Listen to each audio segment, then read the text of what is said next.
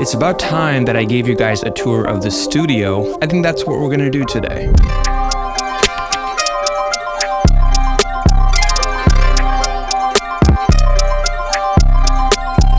So starting with the room and the space that I'm in, I live in a 2-bedroom basement suite. This is a 10.5 by 12 feet room. I decided to paint this room white because there's not a lot of natural light coming in except for that window right there. It helps the room feel brighter and more open. Moving on to the acoustic panels on the walls. These things I think we can all agree look great. Now I have a total of 8 panels in this entire room, 4 on each wall. 4 of the panels, meaning the 2 on the outsides here and on the other wall, are these blank gray ones. 2 on that side and 2 on behind me right here are these CNC cutout ones. They look great, but unfortunately all 4 of the ones that I bought ended up having cracks on them. When you're spending this kind of money, you really don't want that kind of trouble with these panels, but the company was nice enough to send me replacement plates. I will say the quality wasn't great. Do with that information as you will. I think now is a good time for us to talk about my favorite part of the entire studio, the pedal collection and the synthesizers. Starting on the top, we got the Strymon Volante tape echo with a spring reverb, another pedal here that's also a delay from Chase Bliss Audio called a Therme. This one's really special, man. This one creates some interesting textures that only one plugin I've seen is able to recreate, which I think comes from Cymatics, but I don't know the name, but I'll put it up on the screen. The next pedal is this one from Chase Bliss Audio called Mood Mark II. This one's special because it captures really tiny moments of audio and manipulates them into this nice glitchy ambient stuff because it also has a reverb and a delay. It's a special piece of gear. It has a special place in my heart. The next one is also a really beautiful looking pedal. This one is from a company called Hologram Electronics and it's called a Microcosm. Super sick for making pads and just ambient stuff. I will show you what some of this stuff does over the next few videos that I do. This one is Strymon's Mobius. This is a Swiss Army knife of effects. It's got choruses, phasers, flangers, vinyl emulations, bitrate reduction, that kind of weird stuff. This is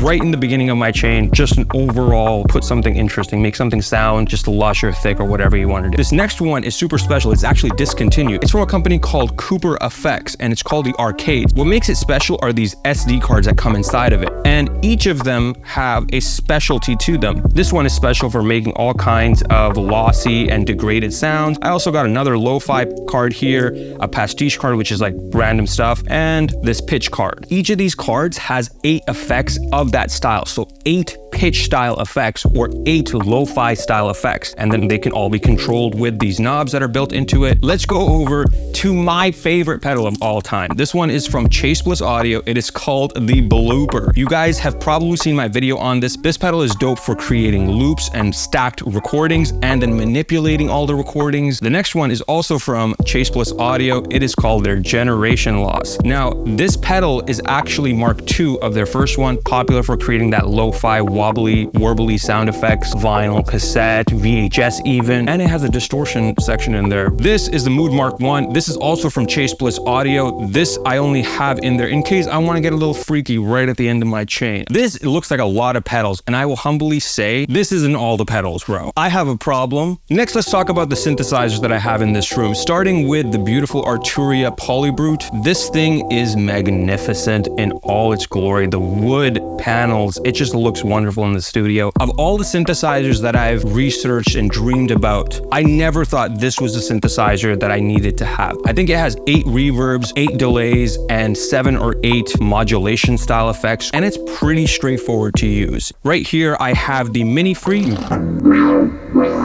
This thing is from Arturia. It doesn't look like the most, holy crap, this is going to be insane, because this one down here is huge compared to this thing. But size doesn't always matter, boys and girls. I think this thing has around 200 plus presets, and one of the effects is OTT, and I wish that that effect existed in the bottom one. Would highly recommend if you're out trying to get your first synthesizer. This is an emulation of the Juno 106 from Roland. And lastly, the JP08. This synthesizer is cool because it just emulates the Jupiter synthesizer, although I won't lie, I haven't used some of these in a while, so I might actually be getting rid of them. I think I have too much as it is. Anyways, down here is this little guitar amp that I like to use when I want to just jam and not record anything. Over here, I have something called a power bar. If there's a power outage in my house, none of my equipment is going to get damaged. And lastly, we have a little Google Home in the corner. I use this to start timers. We can finally move over to the studio rack.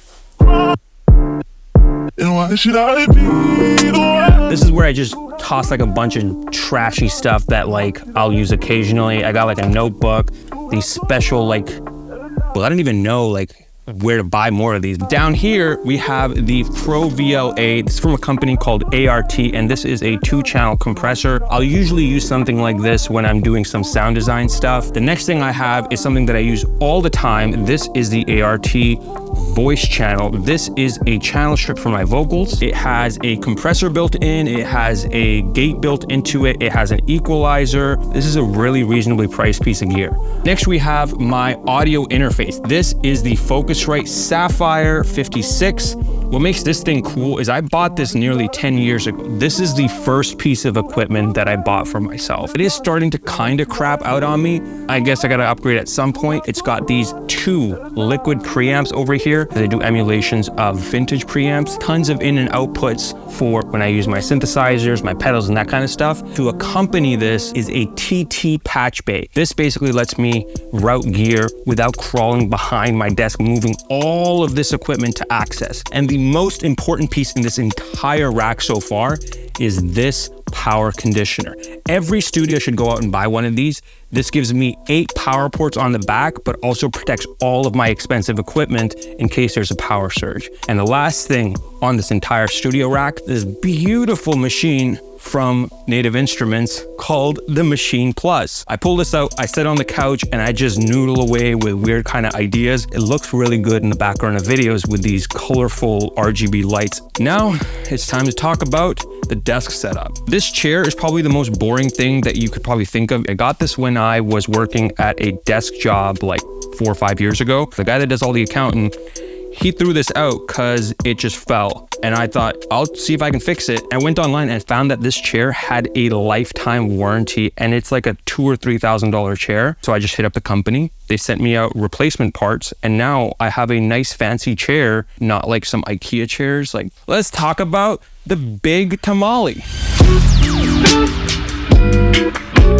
Starting with the actual desk, this is a countertop from Home Depot. The actual sit stand part of it is from Amazon. The whole setup was like probably $200 or $300 American, $500 or $600 Canadian. You're probably wondering, why the hell do you have a paintbrush? Dusting. Oh my God, what a cheat code. These are the Adam A7X monitors. I also got these about 10 years ago. These things are special because of this ribbon tweeter that gives me this nice glossy, not harsh sounding high end. I've paired these speakers with a 10-inch subwoofer at the bottom of my desk. This is from KRK. This thing is just because I love to rattle shit. Let them know what's up, you know, Sicky Beats cooking up. Next, I want to talk to you guys about the MIDI controller that I like using in my studio. I have 2, but the one that's on my desk right now is this one from Native Instruments. It's called the Komplete S61 Mark II. And what I really love about this is that they have these screens built in, which let me control certain like U-He or Contact or Arturia. All these knobs are programmable. I've seen it has great integration in Ableton. I'm still trying to figure out how to get it to work in FL Studio. This is my pair of the Audio-Technica ATH M50s. I will buy a pair of these headphones almost every 2 years, and the same thing always happens to them. These are amazing headphones, but God damn, I look like I'm homeless if I'm wearing these anywhere in a recording studio, and that just is not acceptable. My next pair of headphones makes up for all the shortcomings of these headphones. Until you use them, you don't know what you're missing out on. This is a pair of Audeze headphones. These guys make like mastering grade headphones. Look at the thick padding on the side of them. It literally feels like there's pillows hugging your ears when you wear them. They're very flat, they're very detailed, they sound incredible. The first time that I listened to a Drake album, it felt like he was standing right here rapping to me. If you can find a store that has them, try these. I promise you'll be like, damn, these are worth that $1,300, $1,400 price tag. This is just a plain Logitech keyboard MX keys, and this is the Razer Naga, I think. I have all these buttons on the side. I use these as macros to control different parts of FL Studio or for video editing. This thing is really powerful. When I need to plug in my phone, pop it on there, charging. Cool, you have your phone charged. I have a little Amazon mat on the table. This thing was like 10 or 15 bucks. The next thing I have is this device called the Stream Deck. I can use this device to basically control my entire studio. You wanna play Pac-Man? Here you go. Pac-Man playing on your little Stream Deck. How cool is that? I get so much work done. The next thing I have in this studio are just these acoustic speaker stands on there. These are just some generic ones. IKEA plants. Cool. This is a BenQ monitor.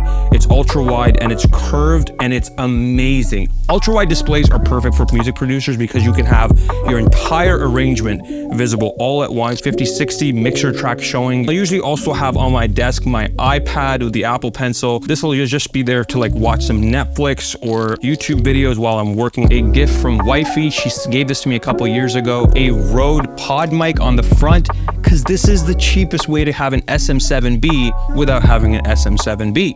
Only gets used when I want to record some vocals, but never anything for YouTube videos because I'm using this nice lavalier microphone from Rode here. You need to have a really powerful computer in order to do the edits that I do. And I actually built this computer in the last video, which I'll link. Here's a quick spec rundown of the machine. The CPU in the machine is an AMD Ryzen 9 3950X. For RAM, I have 32 gigs of this RGB RAM. I also have this RTX 2060 Super graphics card. Now, if I'm being honest, the entirety of this build is great, except the graphics card. Nowadays, with AI being in high demand, GPUs are getting pretty expensive. So I'm kind of waiting for a good price before I buy one of those. This is a picture of my boy.